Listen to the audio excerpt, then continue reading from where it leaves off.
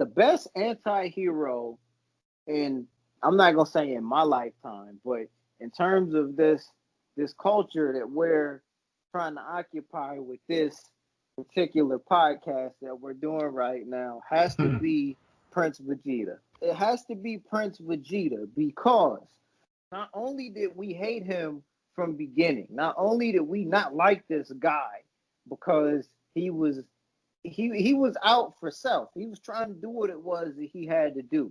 But it wasn't established that there was a greater threat than him until we seen him presented with that greater threat, right? Right, right. When we seen Vegeta on Earth with Nappa, with his arms folded, me mugging with the scouter on, telling Nappa to tear shit up, we just knew that he was a goon that had a goon on his side. We knew that he was a guy that was not to be played with because he's a short. Like not only that, but how much bigger was Nappa than Vegeta physically, right? Dude, right, right. It was like Andre the Giant meets Rey Mysterio almost. Exactly. But he's standing there with his arms folded, chilling, right? Right. So that gave us insight right there that this dude right here ain't nothing to play with. He fought Goku tooth and nail, did the transformation into the ape, lost, and got out of there by the skin of his teeth. And then in the Namek saga, when they told us about this character Frieza, who we hadn't seen yet, that was really the big bad guy who was behind all of this, and then you found out Vegeta was doing all this bad shit just because he wanted to get rid of Frieza. That Yeah. added layers to everything right there. I hated Vegeta up until the Namek saga, and we Mm. had to see Vegeta get bodied. We had Oh. to see him. We had to see him get completely washed by Mm. Frieza before we started to like him. One of the Multiple best, times. yes, multiple times. Like one of the best scenes throughout, and I love it. I like how we get to splice Dragon Ball Z into the middle of these conversations that we have. But Oh like yeah. one of the best moments throughout the original Dragon Ball Z is right before Vegeta dies, and he explains everything he went through as a child and the reasons why he was doing the things that he was doing. He was doing the bad things that he was doing because there was a bigger threat behind the scenes. Yes, Mm. I'm a bad guy, but this guy is worse than me. He just killed me. You know what I'm saying? I gave the top guy on this show the biggest challenge of his life. And I just got washed by this guy that y'all have never seen before. He killed my Right. race. Not only that, but he just killed me. He just killed me. Kakarot, I hate you with all of my I hate you because you're stronger than me. But I hate him even more because of what he did to me. Vegeta has to be one of the top anti-heroes that was done right, at least during that initial run of Dragon Ball Z. But And that's it digress. took time. And it took time too. It wasn't Yes. just overnight. It was a No. nice, slow build up to the point where he actually, you know what I'm saying? And he actually Mm-hmm. regressed, and Majin Buu was like, "What the hell am I doing? I need to go back to what I used to do." You know, like Bingo. that weakness. Like, man, I need to be back on my bully to get Right. stronger Ah. again. You Yeah. know? Yeah. I Ah, got it. I got to yeah. get back to what it was I was trying to do in the first place because Right. you know what I'm saying? This whole planet was named after my daddy. My daddy named me after him, and he was named after the planet. You know what I'm saying? Hmm. Um, But yeah, that was a little detour. But yeah, bro, like with as it relates to the anti-heroes, I don't know. I feel like they get it wrong more than they get it right. They got it right with Deadpool Yeah, they because got it right with Deadpool. the demographic kind of needed that. But other than that, I don't know, man. Okay, so if you look at a film like Morbius, right? Morbius is a fucking villain. And they're trying to present him as some anti-hero. I was like, no, dude, this is Why? Spider-Man need to whoop that ass and put him in jail. Like, Yeah. Why? Why? Because Venom worked. Because Tom Hardy actually gave a damn. Like, is that why?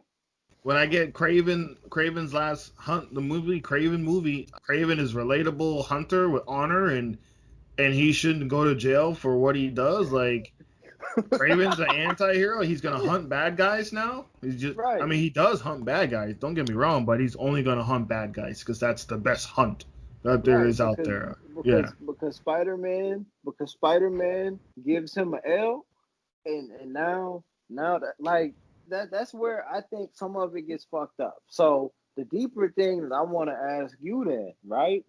Right. When it comes to villains, and I love it how we can start talking about a topic and then they can get into another topic. Yeah. Yeah. But when it comes to villains, do you think that villains are best served only being seen either one time or within moderation? I think within moderation. I think you do the one-time thing, and I think that if you do it one time, you don't give it time to breathe. You don't give it that, I guess, complexity to elevate the drama. If you just show Green Goblin do one bad thing, you know what I'm saying? It's like, okay. But this man bombed an old woman's house, her room, while she was praying. That's the, you know what I'm saying? Like, that's the kind of shit where it's like, oh man, like, yeah, he needs to go. Like, you know what I'm saying? When you got like the Joker blowing up racial instead of just him A stealing the money in the beginning hospital. of the film. A A hospital, hospital. blowing up a hospital. Yeah, so it's like if you do it in moderation, because you gotta elevate the stakes. You gotta keep the drama going. So I with moderation, it definitely works. If Thanos just gets the gauntlet from the get go and snaps, it doesn't feel right. It doesn't. You don't have that journey for him to get the stones. You don't feel the weight of that. You won't feel the weight for the heroes to get the stones back because you know what kind of toll it takes on them to like the man got the stones by himself single-handedly. They had to split up as a team to get each individual stone, and that shit still was difficult for them.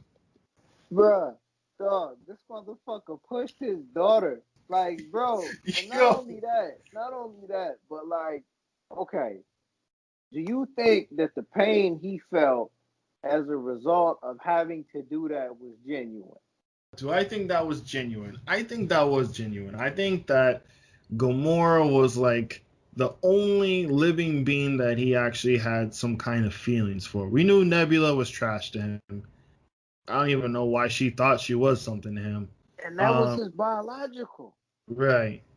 Like, what the fuck did he do to her mama?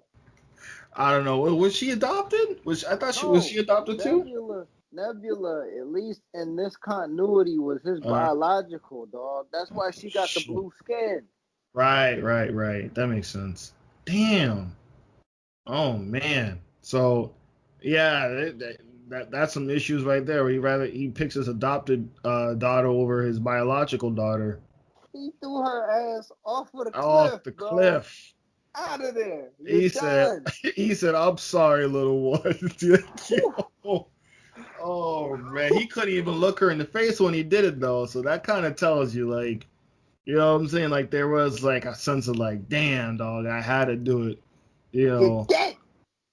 Like my man Rocky used to say, bro, you're dead.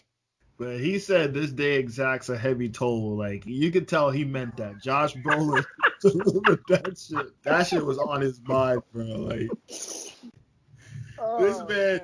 to go from smiling at the end of the Avengers, right? Talking that shit on the throne to that transition. Like he had no joy after that shit, bro. I Like mean, that was okay, it. but again, like, okay, that even goes deeper, right? Mhm. The thing that makes the villains compelling is that whatever, like, the reason why you believe in a villain is because they think that their cause is right, Right. regardless of what it does to other people. They believe that their cause is for the right reasons. They, on some level, they think that the only way it can be done is the way that they're doing it. Mm-hmm. And the issue that I have sometimes with the turn for the anti-heroes is that something happens to where they get off of the path that they're already on, to where what they believe is no longer the center of why they're doing what they're doing. The reason why, and again, I don't want to do this, but I got to get back to Dragon Ball Z. And I love Frieza.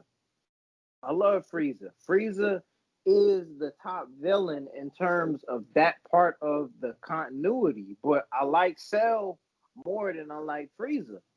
With Cell did everything he could do to carry out his mission. Cell did everything he could do to accomplish the goal that he was created for. I still haven't finished Dragon Ball Super. Okay. But I know that there are some spoilers out there that make Frieza out to be a little bit more than just the end-all, be-all bad guy villain, because there's something out there that's worse than him. During that entire Cell saga, up to that point, we were led to believe Cell was the biggest and baddest of them all, because he told you that he was the biggest and baddest of them all. There was nothing that Cell did that was meant to be redeeming in quality or in terms of him as a character and personality. I'm here to destroy everything that exists, and I'm here to be the strongest. And if you got a problem with that, come see me. Yeah. Right? Really build an arena for that one cause. Yeah. Yes. I'm on a worldwide broadcast right now, talking my shit, telling you that if you got a problem with what it is that I'm doing, come and see me at the Cell games. Yeah, he was on that bully, bro. Come and see me at the Cell games. It's just me against all of y'all, and if you got a problem, I'm right here and we can handle it. If you beat me, which you're not gonna do, you're not gonna beat me. But if you beat me, you got it. But you're not gonna beat me, so you don't got it. So come and see me anyway. And again, once they got him out of there, you like with the villains, I think that okay. Oh my goodness, we're jumping around here, but the best conversations come from when we're jumping around. When it comes to some of the villains, prime example, let's think about Killmonger, right? Right. And Black Panther. The thing that I think makes that character what it was is that we're only going to get to, like, we seen everything that the actor Michael B. Jordan could put into that character was tailored for that performance that we got in that movie. There were no intentions, again, I don't know what was going on behind the scenes, but there's no intentions behind seeing, because we seen that character actually die a death in that movie. We got the beginning, middle, and end for that character in that movie. So everything is contained to that story that they were trying to tell with that character. Right. With Magneto, as much as I love Magneto, live action, we seen him too many times to where even he was confused with what it was that he was trying to do. Overexposure. Yeah. We seen angry Magneto in X-Men First Class, which movie of the week for another time. Yeah. We seen angry Magneto in Days of Future Past. We seen reformed Magneto, retired Magneto that worked at the steel plant in X-Men Apocalypse that ended up becoming angry Magneto again. And then we seen hippie Magneto in oh man. Yeah. That's all we'll say. Exactly. That's all we'll say on that one. Right? Yeah. With Loki, we seen and again, the reason why Loki was a villain in the first Thor movie was because he was lied to. Right? Odin never told Loki that he wasn't actually his son. Loki always felt that Thor was the one who was loved more, but he never knew why, right? Right. And when he found out, he was like, you know what? Fuck Asgard. I'm taking this over anyway. You know what I'm saying? Because y'all lied to me in the first place. Yep. Right. So you know what? I'm gonna get with this Jatori. I'm gonna get this Infinity Stone. I'm gonna put it in my staff, and I'm bringing all of that smoke to Earth because y'all lied to me. But then later on in the Dark World, second movie Thor, you see that he still loves his mother that raised him, and that's the connection that him and Thor actually have. In Thor Ragnarok, when a worse threat that comes along, the sister that Thor had that Odin never told him about is threatening everything that the two of them thought they were building. That's when Loki decides, you know what, you're right, let me chill out, let's do this the right way. So in Infinity War, he decides to try to turn on Thanos when Thanos was the one that actually put him on in the first place.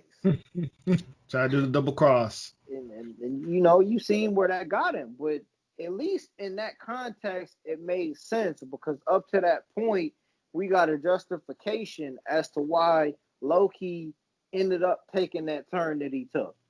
I don't see that turn for Venom. No, not And I at all. don't see that turn for Red Hood.